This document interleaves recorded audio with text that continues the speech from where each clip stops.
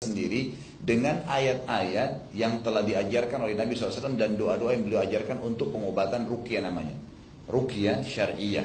Tentu ada buku sendiri panduannya, tapi yang paling mendasar Bapak Ibu bisa coba membaca. Kalau misalnya sering emosional atau merasa malas sekali kalau beribadah, malas interaksi dengan lawan, dengan pasangan halal kita, dengan suami istri, sering bertengkar, anak terlalu nakal, ya, di rumah selalu gelisah, maka butuh ruqyah syariah. Ruqyah yang paling sederhana Bapak Ibu bisa terapkan adalah Bapak Ibu membaca untuk diri sendiri, gitu kan, ayat-ayat ruqyah. Kalau yang paling dasar itu membaca Al-Fatihah sekali, Al-Ayat Kursi sekali, Al-Ikhlas sekali, Al-Falaq sekali, dan An-Nas sekali. Ini yang mendasar dulu. Bapak Ibu baca, ditiupkan ke telapak tangan, kemudian diusap dari kepala sampai ke kaki. Diusap dari kepala sampai ke kaki. Ada sebagian teman-teman kita yang mengembangkan retorika ini dengan melipat gandakan menjadi 3 kali. Sekali dibaca, setelah baca Al-Fatihah ditiupkan ke telapak tangan. Kemudian baca lagi ayat kursi, selesai ditiupkan ke telapak tangan. Qul Huwallahu ahad sekali, selesai ditiupkan ke telapak tangan. Kalau Bapak Ibu bisa baca sampai 3 kali lebih bagus. 3 kali, kan gitu. Kemudian baca Qul Huwallahu falaq, kemudian ditiupkan ke telapak tangan sampai selesai. Setelah selesai ya, kemudian baca Qul Huwallahu nas, ditiup telapak tangan. Kemudian diusapkan dari kepala kita sampai ke kaki. Niatnya membentengi diri dari semua sihir dan setan-setan yang ada. Kalau Bapak Ibu akan ruqyah syariah, semua ya, penyihir atau dukun yang pernah mengirim setan ke Ibu atau ke Bapak, pernah mengirim sihir, itu akan berasa. Karena dia tahu ruqyah syariah akan memusnahkan sihir di badan kita dari dia, setan-setan, bahkan dia sendiri bisa kena ya ancaman terbunuh dengan ayat-ayat ruqyah. Berapa banyak penyihir yang mati kena meruqyah, kena orang yang sedang dia sihir di ruqyah, akhirnya dia kena sendiri gitu kan. Dia kena sendiri. Maka Bapak Ibu pada saat bacaan pertama di ruqyah ditiupkan, kemudian diusap dari kepala sampai kaki, gitu kan. Niat membentengi diri. Kenapa? Karena kalau kita mau meruqyah, tadi saya katakan, syaitan yang ada di tubuh kita ini coba melapor kepada penyihirnya supaya dia mengirim kekuatan baru gitu. Maka kita bentengin diri dulu. Kemudian Bapak Ibu ulangi sekali lagi, baca Al-Fatihah ditiup, baca ayat kursi ditiup, baca Al-Ikhlas ditiup, Al-Falaq dan An-Nas ditiup, kemudian diusap kepala sampai kaki. Niatnya menghancurkan dan memusnahkan semua sihir dan setan di tubuh saya. Jadi diusap-usap, gitu kan, diusap-usap dari kepala, telinga, terus sampai ke kaki. Biasanya kalau kita ada interaksi atau ada sesuatu berhubungan dengan masalah ini, alam-alam setan dan jin ini, maka kita akan merasakan di usapan bacaan yang kedua ini mungkin terasa kesemutan punggung kita, mungkin kepala kita tiba-tiba pusing, mungkin tiba-tiba mules mau buang air, mungkin tiba-tiba sendawa, gitu kan, bisa terjadi. Maka Bapak Ibu tetap aja jalankan, diusap-usap punggungnya, kakinya, mohon maaf, sampai daerah kemaluan diusap sendiri dengan tadi telapak tangan yang sudah ditiup dengan ayat ruqyah sampai ke kaki. Selesai, Bapak Ibu lakukan lagi sekali yang ketiga kalinya, baca dengan yang sama Al-Fatihah, ayat kursi, Al-Falaq, An-Nas. Kemudian Bapak Ibu usap lagi ke tubuh dengan niat mengeluarkan dari tubuh kita hasil pembakaran sihir dan syaitan tadi. Biasanya yang ketiga ini reaksinya sangat besar. Tiba-tiba ada yang muntah gitu kan. Ya mungkin dia muntah cairan tertentu, atau bahkan ada yang pernah memuntahkan benda-benda sihirnya. Mungkin bentuk peniti, mungkin bentuk hewan-hewan yang tidak baik seperti belatung dan seterusnya. Itu terjadi kan gitu. Maka dia muntahkan. Nah kalau dia sudah tahu reaksi ini ada, maka dia mulai menerapi dirinya pada hari itu, mulai hari itu minimal selama 2 minggu ke depan di ruqyah sendiri, ruqyah mandiri namanya. Bacain pagi sore, Bapak bacain begitu. Ya, Bapak Ibu bacain dirinya sendiri. Juga bisa dikembangin kalau Bapak Ibu mau lebih baik pengobatannya menggunakan daun bidara.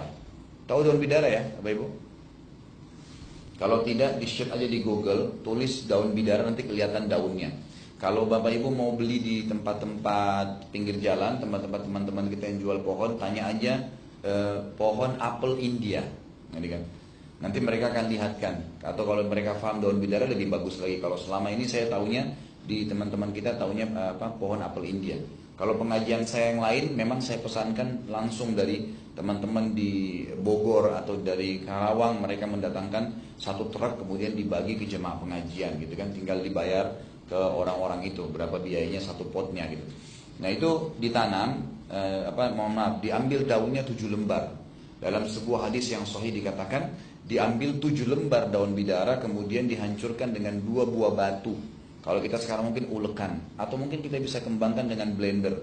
Bapak Ibu blender 7 lembar daun bidara, kemudian daun bidara yang sudah bisa kelipatan ya, tapi kelipatan 7, usahakan karena hadisnya 7 lembar, 7, 14, 21 atau 28 diambil. Dan subhanallah pohon bidara ini Bapak Ibu sekalian kalau dicabut tumbuh lagi. Bapak Ibu cabut sekarang, dicabut hari ini, nanti malam sudah tumbuh lagi daunnya, selalu begitu. Di rumah saya tuh banyak sekali di halaman saya tanam pohon bidara ini. Karena pohon bidara disunnahkan dipakai untuk memandikan jenazah dan untuk mengobati sihir atau gangguan setan. Baik, Bapak Ibu setelah dihancurin, dimasukin ke dalam air yang mau diminum. Kalau kita mau minum air, Bapak Ibu bisa cemplungin di air, diminum. Kemudian Bapak Ibu ruqyah air itu, dibacain ayat ruqyah. Baca tadi Al-Fatihah, Al-Kursi, Al-Ikhlas, Al-Falaq, An-Nas, ditiupin di air itu, diniatin untuk meruqyah, baru Bapak Ibu pakai minum. Lebih bagus lagi kalau airnya air zam-zam, gitu kan? Kalau enggak air biasa nggak apa-apa.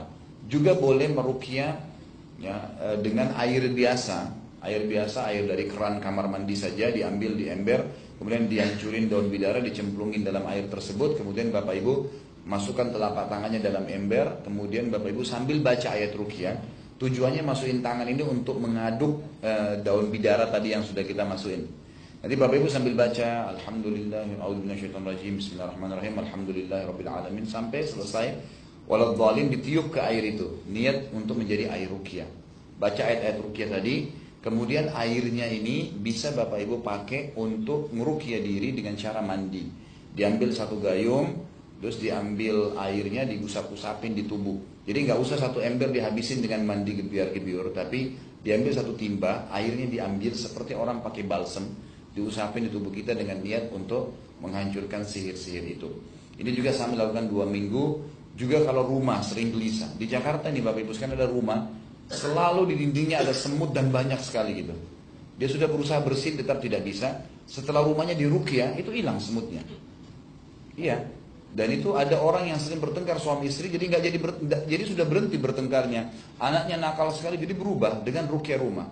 Tadi ruqyah rumah dengan cara air yang sudah dibuat ini, Bapak Ibu bisa diambil kemudian beli alat pel baru. Jangan pakai alat pel yang lama. Air yang itu bisa dipakai untuk ngepel lantai kita, dan bisa juga diambil semprotan setrika, kemudian diisi air ruqyah, disemprotin dinding-dinding halaman-halaman rumah kita. Ingat, dalam Islam kita nggak butuh penjaga rumah dari jin. Semua syaitan disuruh keluar, nggak boleh ada. Baik kita ataupun rumah kita nggak butuh. Jangan Bapak Ibu bilang, oh nggak apa-apa penjaga saya, enggak. Atau Bapak Ibu mau berusaha untuk punya khadam atau pembantu dari jin, itu nggak boleh. Kita dalam Islam tidak boleh berinteraksi, nggak boleh nikah, nggak boleh ngobrol, nggak boleh makan, nggak boleh apa-apa sama jin. Mereka alam lain, kita alam lain, nggak boleh. Dan kita khalifahnya, kita nggak boleh minta tolong kepada jin-jin itu. Makanya Allah mencap kufur dan musyrik orang yang minta tolong kepada jin. Dalam surah jin diturunkan khusus membahas ayat 1 sampai ayat 17, gitu kan. Jadi Bapak Ibu bisa menyemprot, tapi hindari barang elektroniknya. Nanti Ustadz Khalid rusakin TV saya gara-gara saya semprot gitu kan. Jadi bukan itu, tapi dindingnya disemprotin gitu kan dengan niat membacakan ayat ruqyah. Insya Allah 2 minggu. Nah pengalaman yang pernah terjadi pada saat rumah di ruqyah 2 minggu, Bapak Ibu jangan heran kalau misalnya ada pernah terjadi, ini pernah terjadi ya. Pada saat di ruqyah rumah itu ada ular yang keluar, ada kalajengking, ada apalah macam-macam ya, ada laron dan seterusnya, itu biasa. Selama 2 minggu nanti rumahnya akan lebih tenang setelah itu. Di ruqyah. Karena biasanya kita tidak sadar memasukkan jimat di rumah, tadi tanda kutip dari orang-orang yang dianggap pintar atau dukun-dukun ini, itu semua barang yang kita masukkan dari dukun atau peramal atau orang pintar ini, itu namanya buhul. Dan buhul ini semuanya ada setannya. Semua ada setannya. Jadi jangan sampai salah paham walaupun cuma kertas. Ingat, jangan terpengaruh dengan tulisan bahasa Arab. Rata-rata di Indonesia penyihir itu memberikan kita lembaran bahasa Arab, ya. Dan itu semuanya adalah kalimat kemusyrikan. Ingat, ayat Al-Quran juga Bapak Ibu sekarang kalau ditambah 1 huruf atau dihapus 1 huruf akan menjadi alat sihir. Ayat Al-Quran bisa menjadi alat sihir kalau ditambah sehuruf atau dikurangi sehuruf. Karena kalau sudah bertambah sehuruf bukan lagi ayat Quran, gitu kan? Maka itu bisa dipakai untuk menggunakan, untuk dijadikan alat-alat sihir. Nah ini kita bisa lakukan sendiri. Atau kalau memang kita lihat reaksinya besar, Setelah kita ruqyah ternyata ada reaksi-reaksi besar, kita bisa minta tolong kepada ustadz-ustadz yang paham untuk di follow up ya ruqyah ini sehingga bisa tuntas semuanya. Ini dalam Islam pengobatan dan bagaimana mengenali penyakit serta menanganinya. Allahu a'lam. Sudah sampai sini atau masih lanjut? Sudah. Baik. Kita tutup sampai sini. Kayaknya masalah ruqyah sudah menutupi semua ya. Pertanyaan nggak jadi. Baik, saya sarankan juga sebagai penutup Bapak Ibu bisa beli ada buku doa terapi penyakit dengan doa dan ruqyah. Itu juga ada buku-buku yang cukup banyak bisa dipakai untuk digunakan di rumah dan dibagikan kepada keluarga. Baik, kita sampai sini menutupnya dengan kafaratul majlis. Subhanakallahumma bihamdika asyhadu an la ilaha illa anta astaghfiruka wa atubu ilaik. Wassalamualaikum warahmatullahi wabarakatuh.